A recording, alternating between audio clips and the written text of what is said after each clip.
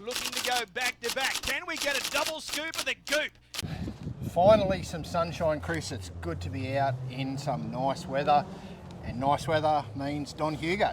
Yeah, exactly right. So the countdown continues, Darren. We're only weeks away now from ID25, and the defending champ is back in action on Saturday night at Menangle. So given that Larry was able to win first up last week, wasn't by a big margin, but he got the job done. He's $1.45 with Tab, Don Hugo $3.50, and then it's double or triple figures all others. So the Tab have got it down to a race in too. It'll be interesting to see what sort of change we get to that market if one or both win, or one wins, one loses. So we'll wait and see, but they've really got it pinned now. Just a two-horse race, just on Don Hugo. Not only Don Hugo starting Saturday night in Sydney, but also the stablemate I Keep Smiling. She's getting set for the big mares feature up here, the Golden Girl. So looking forward to seeing both of those Luke McCarthy stars this weekend.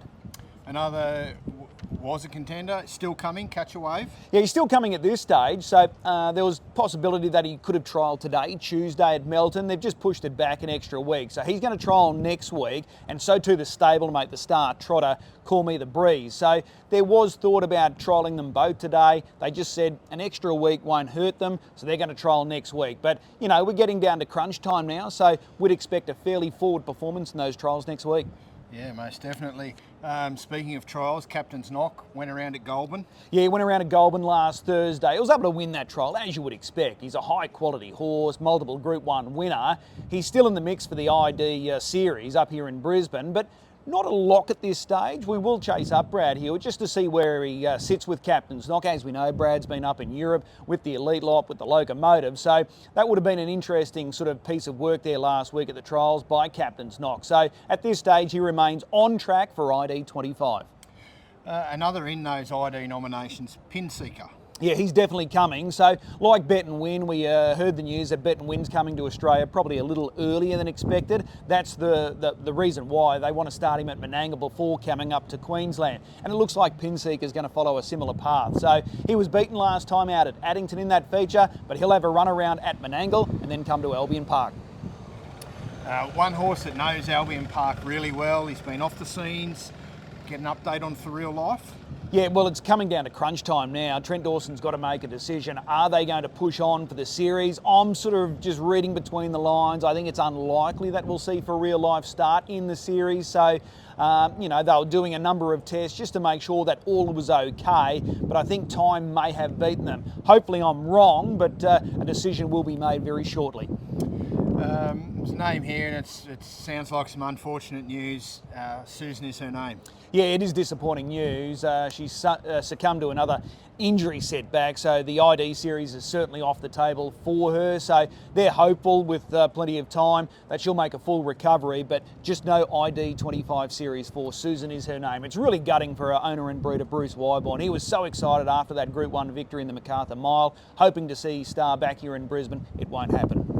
Fingers crossed they can get her sorted and she'll be back next year.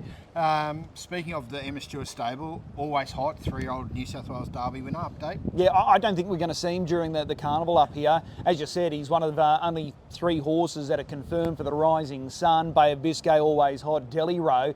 The mail I'm getting, he's not going to be ready for that big race coming up here on July 5. So don't be pinning your faith in seeing Always Hot take on the 4-year-olds, and hopefully by becoming the first 3-year-old to win that feature, it just doesn't look like it's going to happen. Unfortunate news there. A horse that could potentially be a Rising Sun prospect, the Lazarus Effect. Yeah, he's going to start on Friday night at Addington for Bob Barty. He's got a massive opinion of this guy. He was able to score first up at Winton.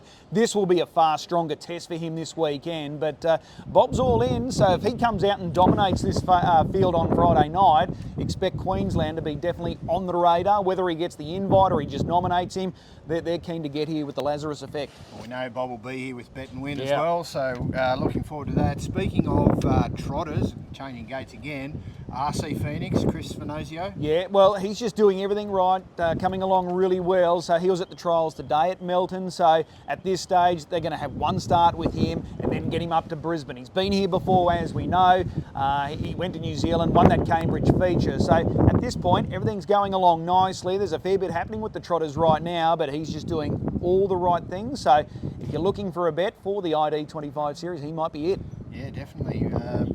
And our local hopes for the Trotters, not as promised. We saw him in that same race in New Zealand as RC Phoenix. Yeah, he's going to trial on Friday. So just tying up issues over there during that campaign in New Zealand, really unfortunate given the timing, but at least they've been able to pinpoint what happened over there. So we'll learn a lot more on Friday when he trials between races, but the Inter-Dominion Series is definitely still on at this point. Looking forward to that and seeing how he trials. Now, Park Avenue or Piastri? Well, as we know, the Proto Star is generating plenty of hype. This 2-year-old feature, won last year by Fader Waits. Can the Dixon-Seymour combination do it again with Fight for Victory? Well, there's going to be strong Victorian flavour in this year's race. And we know the Soho Standardbreds, they've got a slot. Mick Stanley's got to make a call. Is it going to be Park Avenue or Piastri? Piastri was able to win really impressively first up last week. Park Avenue's pleasing in the trial, so they're going to have to make a call. Is it going to be Piastri or Park Avenue? Well, if you're going for the speed factor, it's got to be Piastri. Fitzroy, the Lions? No, Fitzroy, the 2-year-old. This is the 2-year-old owned by the Gurney family here in Queensland. Now, he's under the care of the All-Stars. He's here in Brisbane. Is the Proto Star a possibility for Fitzroy? He's done nothing wrong. He's been chasing home Fugitive, the star 2-year-old over there of the Dalgety. So he's in Brisbane. He's still under the care of the All-Stars operation. Don't rule him out for a spot in the Proto Star. Well, I'll be keeping our eyes on that. And Rubira, could he be a smoky rising sun? Wait and see there.